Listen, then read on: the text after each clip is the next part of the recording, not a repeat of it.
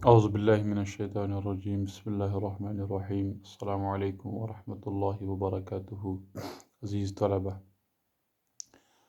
تو آج ہم جس چیز کے بارے میں پڑھیں گے وہ اسلام کے ارکان کے متعلق ہوگا۔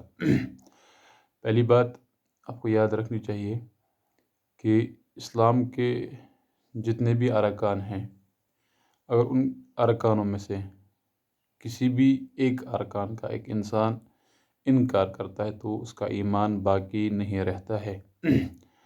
تو جس کی مثال نبی پاک صلی اللہ علیہ وسلم نے فرمائی ہے، جیسے انہوں نے ارشاد فرمایا ہے، بنی الاسلام علی خمس، اولا شہادت لا الہ الا اللہ واشہد ان محمدا عبدہ ورسولہ واقام الصلاۃ وایتاء الزکاۃ وصوم رمضان والحج۔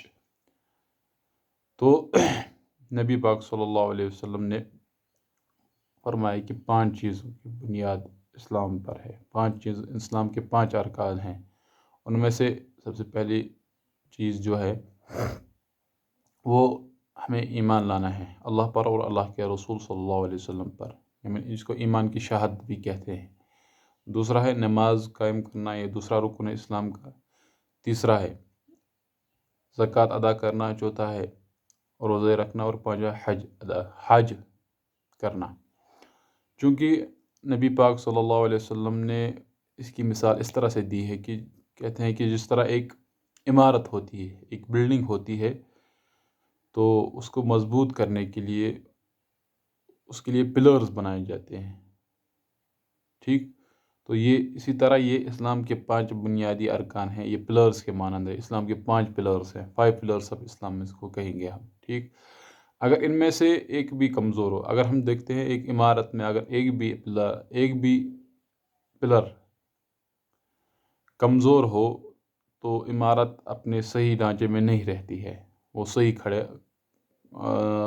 صحیح معنوں میں کھڑی نہیں رہ سکتی، مطلب مضبوط نہیں بنتی ہے۔ اسی طرح سے اگر اسلام کے ارکان میں سے کسی ارکان میں کمزوری ہو، مثال کے طور پر وہ حج کا ہی ہو، وہ رمضان کے بارے میں ہی ہو، وہ زکوٰۃ ہو یا نماز و ایمان کی شہادت ہو، تو اس سے یہ ہوتا ہے کہ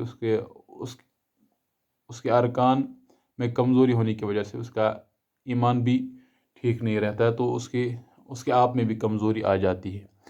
تو یہ بات یاد رکھنی چاہیے کہ 5 بنیادی ارکان اسلام کیا ہے۔ پہلا ہے ایمان کی شہادت، دوسرا ہے نماز، تیسرا ہے زکوٰۃ، چوتھا ہے روزہ، اور پانچواں ہے حج۔ اب ہم آگے چلتے ہیں، پڑھتے ہیں ایمان کی شہادت کے متعلق پڑھتے ہیں۔ ایمان کی شہادت یہ ہوتی ہے کہ ہم پڑھتے ہیں لا الہ الا اللہ محمد رسول اللہ صلی اللہ علیہ وسلم، ہم گواہی دیتے ہیں کہ اللہ تبارک و تعالیٰ کے علاوہ کوئی معبود نہیں۔ یہ ہم پہلا بنیادی ارکان پڑھ رہے ہیں، ایمان کی شہادت۔ تو اللہ تعالیٰ پر ایمان لانے کا مطلب یہ ہے کہ ہم اللہ تعالیٰ کو اپنا رب تسلیم کرتے ہیں، اللہ تعالیٰ کو اپنا خالق اور مالک، اور جو بھی دنیا میں جتنی بھی چیزیں ہم دیکھتے ہیں، وہ چاہے انسانوں سے ہو یا جنوں سے ہو، وہ چاہے زمینی سطح پر ہو یا آسمان پر ہو، یا جتنی بھی دنیا میں آپ چیزیں دیکھتے ہیں، تو اس سے ہمارا مقصد یہ ہوتا ہے، اللہ پر ایمان لانے کا مقصد یہ ہوتا ہے کہ ہمیں بھروسہ ہوتا ہے کہ جتنی بھی چیزیں سب پیدا کی ہیں وہ اللہ تبارک و تعالیٰ نے پیدا کی ہے، ٹھیک؟ تو اللہ تعالیٰ پر مکمل طور پر یقین رکھنا کہ جتنی بھی چیزیں اور جو بھی چیزیں ہوتی ہیں تو وہ اللہ تعالیٰ کی طرف سے ہی ہے، تو اس پر بھروسہ کرنا، یہ اللہ تعالیٰ پر ایمان ہونا۔ اور دوسرا جز اس کا جو ہے وہ ہے محمد رسول اللہ صلی اللہ علیہ وسلم۔ اگر ہم ایک جز پر ایمان لاتے ہیں، مطلب کلمہ پڑھتے ہیں لا الہ الا اللہ کے سوا کوئی معبود نہیں، اور محمد رسول اللہ صلی اللہ علیہ وسلم پر ایمان نہیں لاتے، تو ہمارا ایمان مکمل نہیں ہے۔ تو محمد رسول اللہ صلی اللہ علیہ وسلم سے مراد یہ ہے کہ ہم اللہ کے رسول صلی اللہ علیہ وسلم کو، یعنی حضرت محمد صلی اللہ علیہ وسلم کو اپنا آخری پیغمبر مانتے ہیں، اور اپنا آخری پیغمبر ماننے کے ساتھ ساتھ ان کی جتنی بھی حدیثیں ہیں، ان کی جتنی بھی سنت وغیرہ ہیں، ان پر عمل کرنا ہمارے لیے لازمی اور ضروری ہے، ٹھیک؟ تو اس سے کچھ چیزیں اور پتہ چلتی ہے ہمیں۔ ایمان لانے کے ساتھ ساتھ ہمیں ایک چیز ہم پڑھتے ہیں، ہم کہتے ہیں کہ آمنت باللہ و ملائکتہ و کتبہ و رسلہ والیوم الآخر والقدر خیرہ و شرہ من اللہ تعالی والبعث بعد الموت۔ ہم کہتے ہیں کہ ہم نے ایمان لایا اللہ تعالیٰ پر، ہم توکل کرتے ہیں اللہ تعالیٰ پر، ٹھیک؟ یہ چیزیں بھی ضروری ہونی چاہیے. اگر ہم ایمان لاتے ہیں پھر یہ جو 7 چیزیں ہیں ان پر اگر ہمیں بھروسہ نہیں ہے تو ہمارا ایمان مکمل نہیں ہے. ہمیں یہ پتہ ہونا چاہیے کہ ہم ایمان لاتے ہیں ٹھیک اللہ تعالیٰ پر اور اللہ تعالیٰ کی کتابوں پر. اللہ تعالیٰ کی کتابیں جتنی بھی نازل ہوئے ہیں وہ ان پر بھی ہمیں ایمان لانا ہے. وہ تورات ہو، زبور ہو، انجیل ہو اور کتاب اللہ تعالیٰ کی کتاب اس پر بھی ایمان لانا ہے. وہ ملائکتی ہی اور اللہ تعالیٰ کے فرشتوں پر بھی ہم نے ایمان لانا ہے. وہ ملائکتی وہ کتب و رسولی اور جتنے بھی رسول آئے ہیں ان پر بھی ہم ایمان لاتے ہیں. والیوم الآخر اور آخرت کے دن پر بھی ہم ایمان لاتے ہیں. یعنی ہمیں یقین ہے کہ آخرت کا دن آنے والا ہے. اگر اس میں سے کوئی انکار کرتا ہے تو وہ مکمل مسلمان نہیں ہوتا ہے. والقدر خیری و شرری اور اس کے ساتھ ساتھ ہم اس چیز پر بھی ایمان لاتے ہیں کہ اگر ہمیں خوشی ملے گی، کوئی اچھی چیز ہو ہمارے گھر میں تو یہ بھی اللہ تعالیٰ کی طرف سے ہے، اس پر بھی ہم ایمان لاتے ہیں.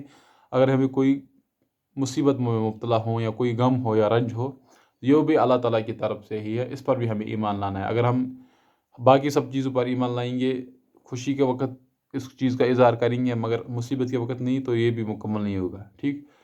والقدر خیری و شرری من اللہ تعالیٰ اور جو کچھ بھی ہے وہ اچھی چیز ہو یا بری چیز ہو اللہ تعالیٰ کی طرف سے، اس پر بھی ہم نے ایمان لایا ہے. والبعث بعد الموت اور آخری چیز جو ضروری چیز ہے وہ یہ ہے کہ ہمیں مرنے کے بعد دوبارہ زندہ کیا جائے گا. یعنی ہمیں حساب دینا اللہ تعالیٰ کے سامنے. چونکہ یہ ہمارا عقیدہ ہے، یہ ہم تسلیم کرتے ہیں تو ہمارے لیے ضروری بھی ہے کہ ان چیزوں کو تسلیم کریں. اسلام کے پہلے ارکان میں سے یہی شہادت آئی ہے کہ ہم اللہ تعالیٰ پر ایمان لائیں، اللہ تعالیٰ کے رسول صلی اللہ علیہ وسلم کو مانیں ٹھیک. اس کے بعد بنیادی جو چیزیں ہیں اللہ پر ایمان لانا، اللہ کی کتابوں پر، اللہ کے فرشتوں پر، اللہ کے رسولوں پر ٹھیک، آخرت کے دن پر، اچھی اور بری تقدیر پر اور مرنے کے بعد دوبارہ زندہ ہونے پر ہمیں ایمان لانا ہے. ان چیزوں پر ہمیں ایمان جب ہوگا، ان چیزوں پر ہم جب بھروسہ ہوگا تو تبھی ہمارا ایمان مکمل ہوگا. تو بچوں یہ تھی بنیادی چیزیں اسلام کے ارکان کے متعلق. آج ہم نے پہلی بنیادی اسلام کا ارکان پڑھا اور وہ ہے ایمان ٹھیک. تو امید ہے کہ آپ سب ان چیزوں کو یاد رکھیں گے اور ان پر عمل کرنے کی کوشش کریں گے. والسلام علیکم ورحمۃ اللہ وبرکاتہ. فی امان اللہ.